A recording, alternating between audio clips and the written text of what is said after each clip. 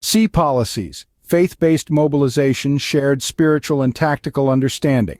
According to the scrolls, the first attack of the sons of light shall be undertaken against the forces of the sons of darkness, the army of Belial, the troops of Edom, Moab, the sons of Ammon, the Amalekites, Philistia, and the troops of the Kittim of Asher. It highlights the need for both shared spiritual and tactical understanding among the community. In the context of warfare, this sets a common ground for cooperation, promoting an inclusive environment that recognizes and respects diverse capabilities and roles in the achievement of a common goal. In our modern context, fostering an inclusive environment with shared vision and goals plays a significant role in driving positive social changes. When individuals and communities with diverse skills and capabilities come together with a shared understanding of the mission, they can synergize their efforts more efficiently towards achieving their goal. This approach can be employed across various societal sectors, such as public health initiatives, environmental conservation strategies, education reforms, and community development programs. The strategic integration of spiritual and tactical understanding underscores the value of a diverse but cohesive approach in tackling complex challenges. Participation and support of tribes. Participation encourages an inclusive community culture wherein all stakeholders, individuals, families, communities, policymakers, and institutions feel a sense of duty and actively contribute toward the cause. This is mirrored in the passage, "The chiefs of the tribes and fathers of the congregation shall support them, taking their stand continually at the gates of the sanctuary." The scrolls advocate for participation and support across tribes as demonstrated when they state, "The sons of Levi, the sons of Judah, and the sons of Benjamin, those exiled to the wilderness, shall fight against them." The included stipulation, "against all their troops, when the exiles of the sons of light return from the wilderness of the peoples to camp in the wilderness of Jerusalem," proposes the concept of shared and total responsibility, along with a collective effort toward a common spirituality-ordained purpose.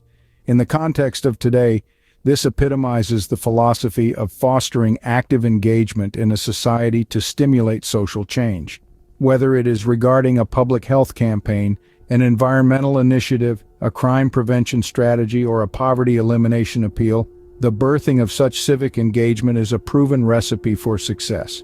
Participation encourages an inclusive community culture wherein all stakeholders, individuals, families, communities, policymakers, and institutions feel a sense of duty and actively contribute toward the cause. This is mirrored in the passage, "The chiefs of the tribes and fathers of the congregation shall support them, taking their stand continually at the gates of the sanctuary." The leadership is not exclusive or passive, rather it's an active actor in spiritual practices and serves as a model of dedication, offering always available guidance and support. This underlines the pivotal role of an ever-engaged, accessible, and non-aloof leadership.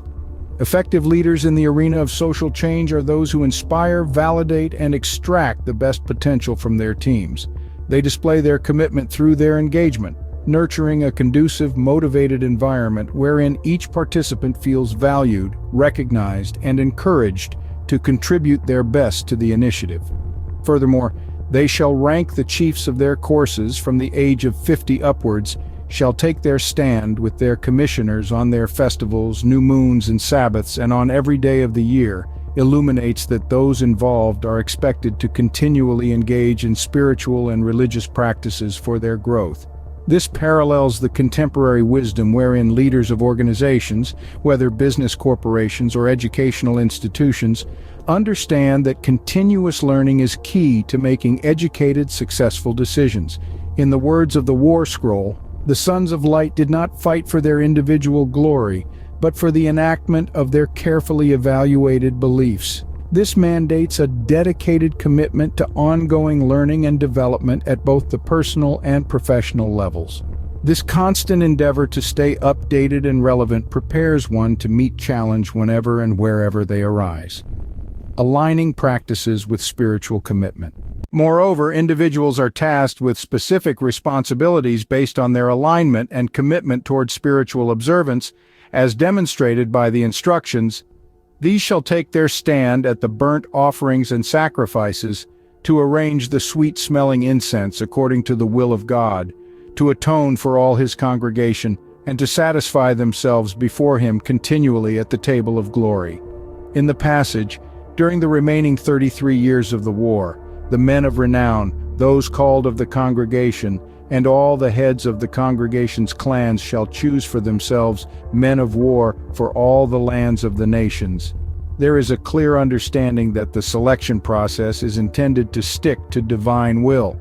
These significantly important decisions are based on contemplative discernment, attuned to divine will as understood via religious rituals, resulting in a satiation of the divine, a careful act of reverence and submission to the divine will.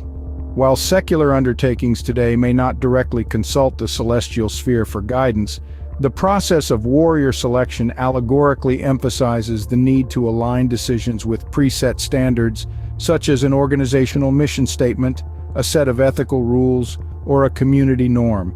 It is mandatory that the ethos of an organization, the codes that governed it, its purposes, and its belief systems must inform the decisions that it makes. Aligning decisions with the established norms and policies ensures integrity in matters of ethics in decision-making processes.